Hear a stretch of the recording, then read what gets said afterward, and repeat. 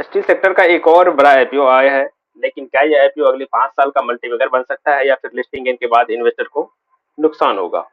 Company का revenue 500 crore से ज्यादा है, प्रॉफिट भी लगातार बढ़ रहा है, 15 देशों में एक्सपोर्ट करती है और देश की बड़ी इंजीनियरिंग कंपनियों को सप्लाई देती है। लेकिन एक ऐसी बात है जिसे लगातार आपको कहीं मिलेगा नहीं, यूट्यूब चैनल पर नहीं मिलेगा। तो आज इस वीडियो में हम बात करेंगे बहरीलाल इंजीनियरिंग आईपीओ का पूरा एनालिसिस करेंगे, जिसमें आपको हम बताएंगे बिजनेस क्या करती है कंपनी, फाइनेंशियल क्या है, प्रोमोटर्स क्या है, रिस्क क्या है, पीयर कंपेरिजन क्या है, और आखिरी में बताएंगे क्या हमें अप्लाई करना चाहिए या फिर हमें अप्लाई नहीं करना चाहिए। इसलिए वीडियो को अंत तक जरूर देखें। नमस्कार दोस्तों, मैं हूं अजय, आपका स्वागत करते हैं द ट्रेडिंग टर्मिनल में। आज हम बात करेंगे बहरीलाल इंजीनियरिंग आईपीओ का, जिससे कि हम पहले जान लेते हैं कंपनी क्या करती है। आईपीओ स्टार्ट करने से पहले दोस्तों, अगर आप हमारे यूट्यूब चैनल पर नए हैं तो आप हमारे यूट्यूब चैनल सब्सक्राइब कर सकते हैं, साथ में बेल आइकन दबा दीजिए और वीडियो के डिस्क्रिप्शन में आपको टेलीग्राम का लिंक मिल जाएंगे, जिसमें आपको आईपीओ से रिलेटेड सारी जानकारी मिलते रहेंगे। क्या हमें अप्लाई करना चाहिए, अवॉइड करना चाहिए, या फिर इस आईपीओ में क्या करना चाहिए। चलिए हम बात कर लेते हैं कंपनी का। आईपीओ जो लेकर आई है, कितने साइज का, क्या साइज आईपीओ है, क्या ऑफर फॉर सेल है, क्या फ्रेश इशू है, उस पर हम बात करेंगे। कब ओपन होंगे, कब क्लोज होंगे। आईपीओ बहुत छोटा है, 301 करोड़ का है। फ्रेश इशू 93 करोड़ का है और ऑफर फॉर सेल 208 करोड़ का। ये नेगेटिव पॉइंट पहला ही हो गया। 208 करोड़ का ऑफर फॉर सेल है और fresh issue only for 93 crore का। लगभग 301 करोड़ में 208 करोड़ का लगभग 70% के आसपास ऑफर फॉर सेल है। मतलब कंपनी में कुछ दिक्कत है, तभी ये प्रमोटर इससे एग्जिट लेना चाह रहे हैं। कंपनी जो आईपीओ लेकर आ रही है, फेस वैल्यू 10 रुपए पर शेयर है। जो प्राइस बैंड है 271 रुपए से 285 रुपए पर शेयर है। 52 शेयर का एक लॉट होंगे, जिसमें कि एनएससी बीएससी दोनों पर ये लिस्ट होंगे। आईपीओ जो ओपन होंगे 12 तारीख से लेकर 14 अगस्त तक ओपन रहेंगे। मंडे 17 अगस्त को अलॉटमेंट होंगे, 18 तारीख को रिफंड हो जाएंगे और नेक्स्ट डे 19 अगस्त को आपके अलॉटमेंट हो जाएंगे। अगर आप आईपीओ में अप्लाई करेंगे रिटेल कोटा में, मिनिमम 14,820 रुपए लगेंगे एक लॉट का। 52 शेयर का एक लॉट होंगे। मैक्सिमम आपको 13 लॉट लगा सकते हैं। उसी तरह स्मॉल एचएनआई, बिग एचएनआई में भी आप अप्लाई कर सकते हैं। रिजर्वेशन की बात कर लेते हैं तो क्यूआईबी के लिए 50% रखा गया, रिटेलर के 35% और स्मॉल एचएनआई, बिग एचएनआई के लिए 15% के करीब रखा गया है।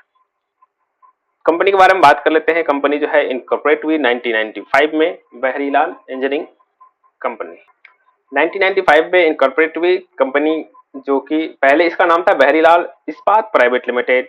बाद में कंपनी ने अपना नाम बदलकर बहरीलाल इंजीनियरिंग लिमिटेड कर दिया और पब्लिक लिमिटेड कंपनी में परिवर्तित हो गई। कंपनी पंजाब के मंडी गोविंदगढ़ में स्थित है, जिसे भारत का एक प्रमुख स्टील मैन्युफैक्चर हब माना जाता है।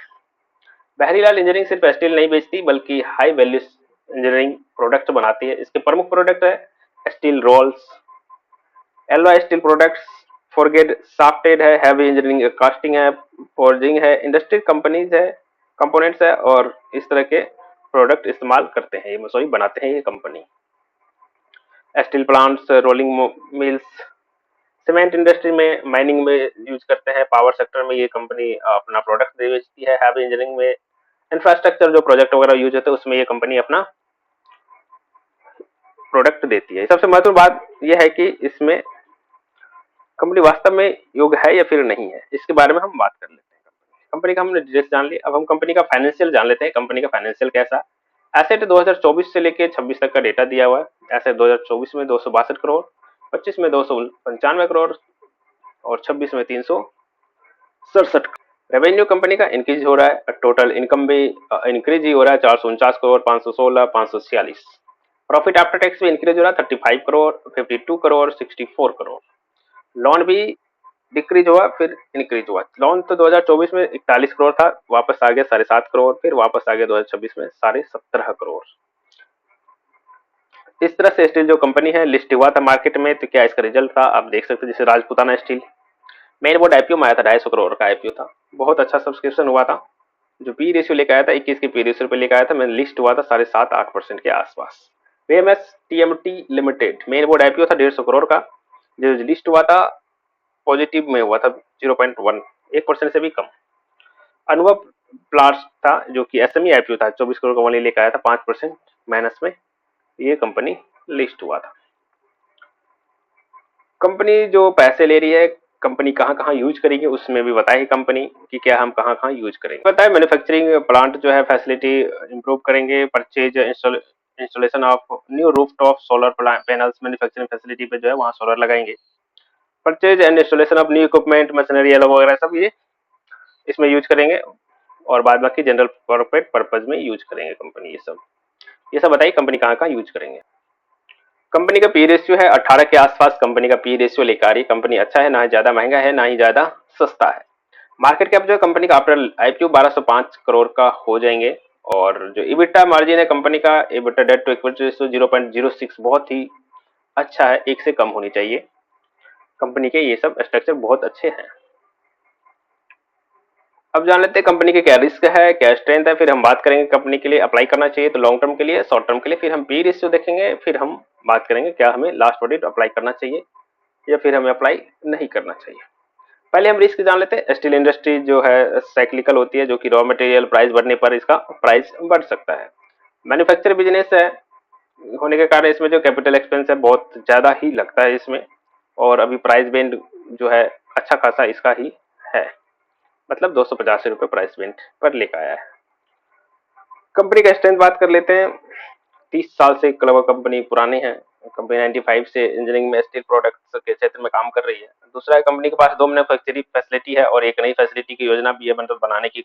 जैसे कि इसमें बताया गया कि आईपीओ का जो पैसा है उससे हम एक नए फैसिलिटी बनाएंगे, मैन्युफैक्चरिंग फैसिलिटी बनाएंगे, बनाने में मदद करेगा, कैपेसिटी बढ़ाएंगे, जो पुराने मैन्युफैक्चर फैसिलिटी है उसको अपग्रेड करेंगे।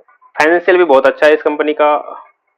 और इंफ्रास्ट्रक्चर, स्टील, पावर, सीमेंट और हैवी इंजीनियरिंग जैसे सेक्टरों की मांग बढ़ती रहती है कंपनी की। जैसे प्रोडक्शन होते रहता है, इंफ्रास्ट्रक्चर बढ़ते रहता है, उससे मांग बढ़ती रहती है। ये सब स्ट्रेंथ है इस कंपनी की। अब हमें क्या करना चाहिए, अप्लाई करना चाहिए तो लॉन्ग टर्म के लिए या फिर शॉर्ट टर्म के लिए। पहले हम जान लेते हैं लॉन्ग टर्म के लिए हमें अप्लाई करना चाहिए या नहीं अप्लाई चाहिए। अगर अप्लाई करेंगे तो कितने टाइम के लिए, कितने लॉन्ग टर्म के लिए। कंपनी का जो फाइनेंशियल है उसको देख के लग रहा है कंपनी प्रॉफिट कर रही है पिछले 3 साल से। तो अगर आप लॉन्ग टर्म के लिए सोच रहे हैं तो 2-3 साल के लिए अच्छे हैं। अगर शॉर्ट टर्म के लिए सोच रहे हैं तो उसके लिए हम आपको पी रेशियो हमें देखने हैं। पी रेशियो हमने देख लिया, जीएमपी देख लें, ग्रे मार्केट देख लेते हैं क्या चल रहा है, फिर उसके बाद हम बात करते हैं। चलिए हम आपको ले चलते हैं टेलीग्राम चैनल पे, जहां आपको आईपीओ से रिलेटेड सारी जानकारी मिलते रहेंगे। तो हम बात कर लेते हैं बहरीलाल का। तो 9-10% के आसपास प्रीमियम चल रहा है अभी, जिससे कि मैंने आपको साझा किया था ग्रे मार्केट के बारे में कि कंपनी 6-7 कंपनी है, 8 कंपनी अभी ओपन है, जिसमें ग्रे मार्केट 8 कंपनी का चल रहा है। एक तो अलॉटमेंट हो जाएंगे 10 तारीख को, उसके बाद 2 ओपन है, फिर 2 ओपन है, फिर 2 ओपन है, फिर एक 12 तारीख को बहरीलाल का। 10% का ग्रे मार्केट चल रहा है, ठीक ठाक है, बट अभी हमें ग्रे मार्केट पर एग्रेसिव नहीं रहना चाहिए।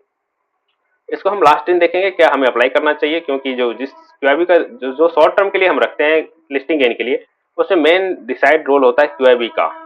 हम आपको साझा करेंगे टेलीग्राम चैनल पर क्या क्यूआईबी का सब्सक्रिप्शन है और उस दिन का क्या ग्रे मार्केट चल रहा है, क्या उस दिन हम अप्लाई करेंगे या फिर नहीं अप्लाई करेंगे।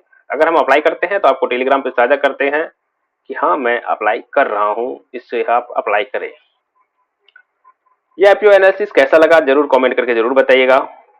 और इसी तरह आईपीओ एनालिसिस देखने के लिए आप हमारे यूट्यूब चैनल पर सर्च कर सकते हैं द ट्रेडिंग टर्मिनल। वीडियो के डिस्क्रिप्शन में लिंक मिल जाएंगे, आप उसे सब्सक्राइब कर सकते हैं और टेलीग्राम पे जुड़ जाइए, आपको आईपीओ से रिलेटेड सारी जानकारी मिलते रहेंगे। चलिए मिलते हैं नेक्स्ट वीडियो में, जब तक के लिए जय हिंद।